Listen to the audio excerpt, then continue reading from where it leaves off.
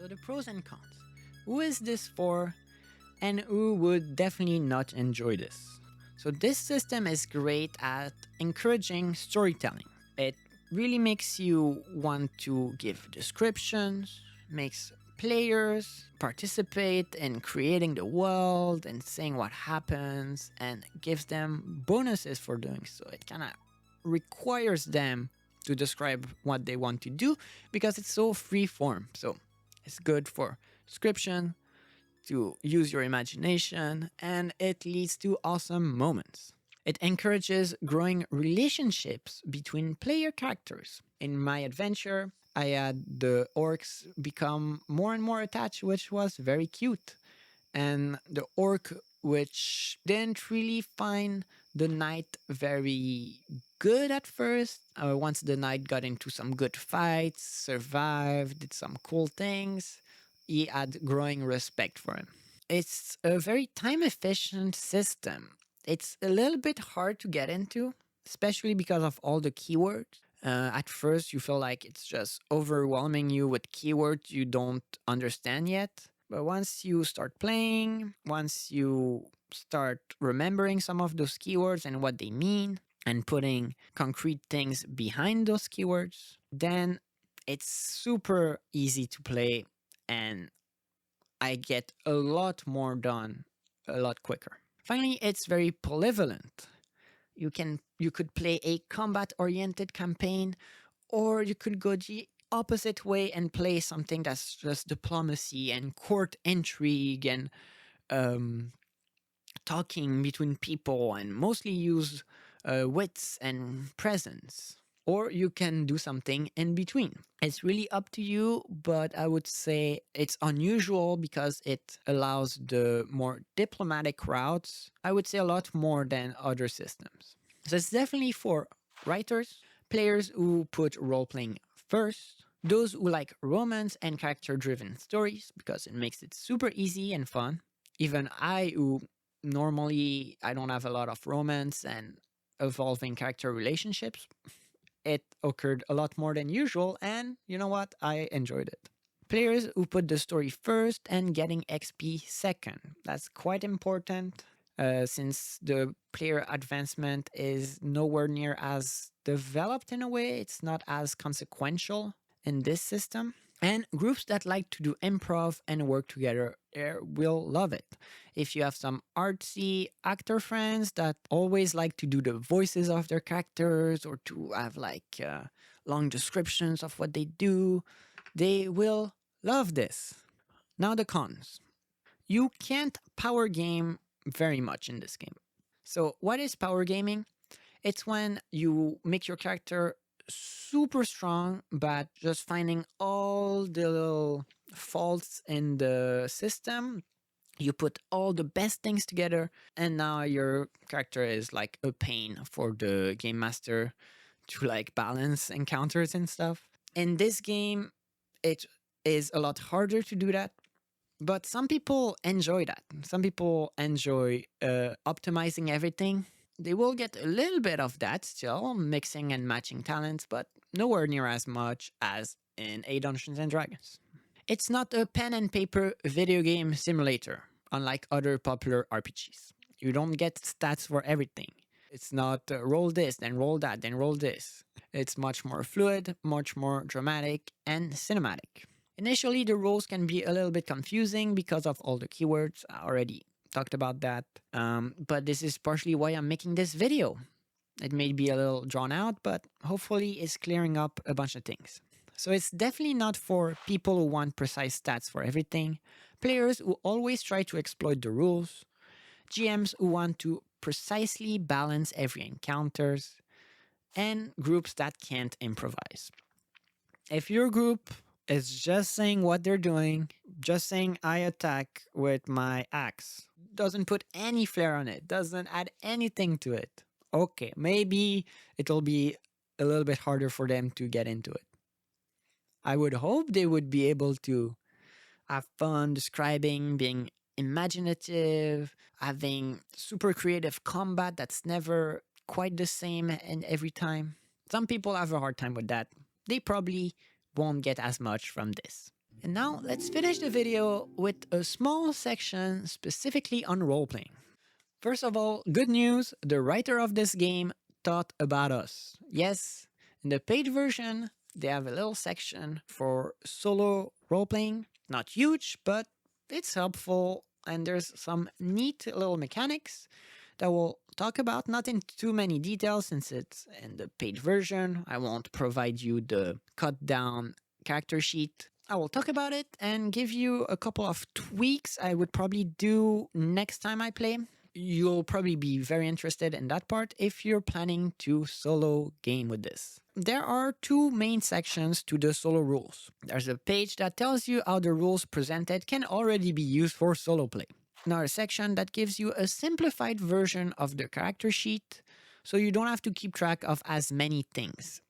Basically, it tells you get yourself a full character sheet for your main character, and then have 3 side secondary characters with this simpler sheet. So a few words about how the rules are already suitable for solo play.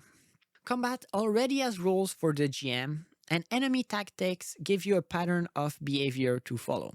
The combat is more restrictive on the Game Master in a way than other systems, but gives you an algorithm for what you can do. It makes it easy to shift from player to Game Master when you're doing a combat, and so I found it a breeze.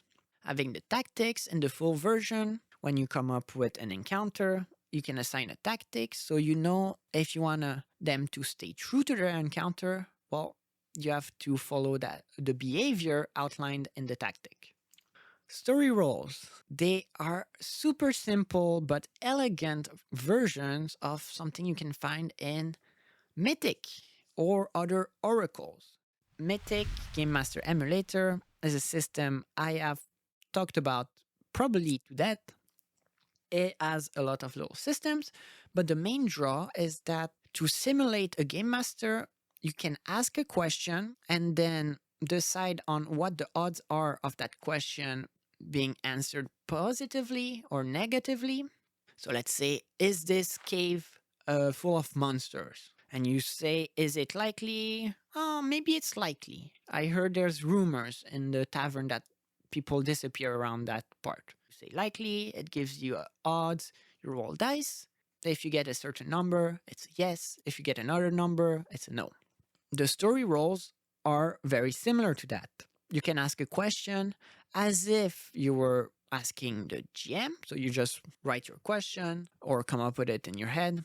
And then you adjust the difficulty, the likelihood of the question being answered in a positive or negative way, depending on how many dice you roll, since you're always taking the highest one. So if the bad outcome is most likely, you roll 1 dice. If it's neutral odds, you roll 2. And if the good outcome is likely, you roll 3. So for example, you could ask, are there monsters on the way? I think, let's say it's neutral, not really a place where monsters have been seen. You roll 2 dice. If you get a 1 and a 3, this is grim, so yes, there will be monsters. On a messy, maybe it would be half bad. Maybe it's a different kind of danger or a very easy encounter. If you get a perfect, you could say, no, it's smooth sailing. An example of that is in one of my scenes, I was arriving at a tribal rock. The camera focuses on a large rock draped in orcish necklaces and carved with symbols. I knew I was going into the territory of the orcs, so I made a story roll. I said, they find someone at the rock, but are they friend or foe? Thought it would be neutral, rolled twice, got a 6. Perfect. As the camera pulls back, a ranger is visible in the frame. Unlike the ranger from last time, this one is wearing the purple scarf of the capital's groundkeeper's corps. Sensing someone nearby, the man turns around, his bow to the ready. Since you're not charging me, I assume you are not there to kill me.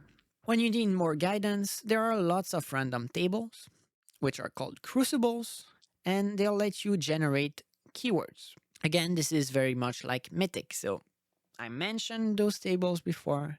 Basically, you have them in the Game Master section, but also in the Exploration section. Near the end, you have lots of tables that will let you get two keywords. Putting them together with the context of where your story is at will seed your imagination, will help you narrow down something that could be there. If you're not familiar with solo role playing, when you get keywords, it'll usually help you come up with something more original. It'll give you little boundaries you have to stay into to make it relevant to the keywords.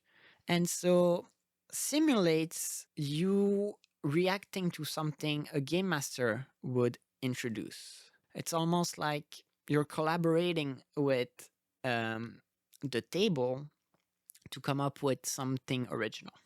So an example of that, I knew there was going to be a guy to help me catch fairies, but I needed to talk to him. I needed to find fairies at that point in the adventure. So I entered an area and I rolled on the site's crucible, which is in the exploration section. And the keywords I got were foggy tower. So from that, I decided, as the camera cranes down, revealing our adventurer are wading through swampland. The hunter says we should almost be there. In short order, the party comes in view of an old wooden tower, and the orc comments, "This looks like one of them lookout places rangers like to put up." There you go. Simple as that. Another thing that's great for solo role-playing is that characters and groups are given personality when they're created. You get individual traits and desires you have to fill out. And they give you a sense of how to roleplay each adventurer and how to stay in that character. You need to fill out bonds, which is the relationships between characters, but again, it gives you limitations and directions for how they have to behave. And you also need to have a group story arc and assign a group trait that gives the sense of identity to the group as a whole. So all these things, they put limitations so that it's easier to solo roleplay. Also, something that's neat, the game comes with a sandbox exploration system. It's the exploration section. I tested it and it works pretty well. As you can see, it makes you create maps. It's less random than other systems I've tried before. You basically decide on elements you want to put, and then you can use either you can put some keywords directly related to those elements. If you put a site, you have to assign keywords to it, but you can use the random tables to do that. So there's still an element of surprise. But I think that exploration system is probably even better if you are playing with people because it's a way to let players also contribute to the world. Montage roles can be used to skip anything you find boring. So I'm sure when you're solo role playing, you're going to be using a lot of montage roles. I know I was. So skipping anything you don't want to play, but still making it fair because you get a sense of if they get in trouble or not. And if they do get in trouble, okay, then you're going to play out that part. But it's exciting because at least getting in trouble is always dramatic. Building an encounter is very easy. I already talked about it, but it really is something that takes me just seconds. So it never bogs down the story. I choose a type of enemy, I assign a tactic, and then I assign a health pool size if I need to. Now, the second part, some remarks and some tips about the simplified character sheet. So you're supposed to use it for 3 out of 4 party members. You have your main character, you have your secondary characters. I can't show you it because it's paid content and already so much of this system is free that I don't want to give it away. That would be mean to the person who created it. But basically, a simplified sheet has the following traits. Characters only get 1 talent and they don't level up. So they don't keep getting talents. The damage tracking is simplified. The backgrounds are simplified. Character traits, you have fewer ones. You only list relationships towards the main character, so the bonds are only between the main character and everyone else. And those secondary characters don't get spark or story points. There's a lot less to track, But here's are a few tips about just that. I think it's too simplified. I think it's okay, especially when you're learning. It's fewer things to keep track of. It's probably useful. But after, 7 sessions, I was trying to put the little tweaks on it. So you may be interested in doing the following. Try to reintroduce the regular damage tracking to make allies more durable. Not having as many steps of them getting damage, I found it made the game a lot harder. So it would be good if they can get marked and bloodied and then heal the bloodied damage. I think it's almost required to introduce that feature back. Otherwise, they'll probably die very often and you'll just cycle through characters, which is not fun because I think it's better if you can increase your bond with them instead. Something I ended up doing is when the game calls for giving them spark, since they can't receive anything, it's kind of a bummer if they get no bonus at all. So instead, I say you can remove a mark on them instead, or let them drop one die from their bloodied or rattled healing pool. So it's like a little heal instead of being a bonus to an action. It's still your character that does the heroic things with the bonuses, but your allies, you don't have to babysit them as much because they heal a little bit easier than you. Eventually, you will probably end up liking your secondary characters just as much as your main character, or even maybe more. This happened to me. I ended up really liking the half-orc girl and also Albus, and even the knight. They all grew on me. These are some suggestions I have not tried yet, but I probably will try them the next time I play. So, between sessions, maybe if you really like one of your secondary characters, you should give them a full character sheet and let them start improving. Especially if you already are a few sessions in, can know how to play it by now. Maybe you can have multiple main characters. At least 2. I think 2 would be pretty manageable. So think about upgrading them to a full character, or alternatively, could go middle way and let them gain more talents. So you could just basically give them the XP, give them more talents when they reach those XP goals after sessions. You don't make them more complex in other regards, but at least they become a little bit more powerful, so you're not carrying them through everything as much. Because if it's just your main character leveling up, well, it takes a lot longer before you're able to defeat like cool big bosses. I wasn't able to defeat the boss. And finally, this is a word of advice. Try to keep your main character alive as much as possible. It may sound obvious, especially when you're using the secondary character roles. And as I said, you're basically carrying the whole group through battles with your main character. If your allies are bloodied, if they get thorns on their results, you can get by. No big deal, especially if there's just one. But if it's your main character that is bloodied, getting a thorn at every action roll, you are really playing with fire. Do your best to heal your party, or you could get wiped out. So for my final example, this is an example of something brutal that if you do as a GM or a solo role player, this is rough. It's when you prevent the party from resting. The orc kills the spider, but he is visibly out of breath and seemingly ready to collapse. Okay, now we can go. Remember, the orc wanted to keep fighting. After getting in another fight, he's like, okay, we have to go. He's bloodied, is marked, very close to dying. The orc is tempted to burn down the dormitory, but Albus tells him he trapped the place. Unwilling to be dishonorable, Octave, the paladin, writes, enter at your own peril, with some blood from the hallway. Then I did a story roll. Do the Unseelie, so the Dark Elves, attempt an offensive during the men's rest?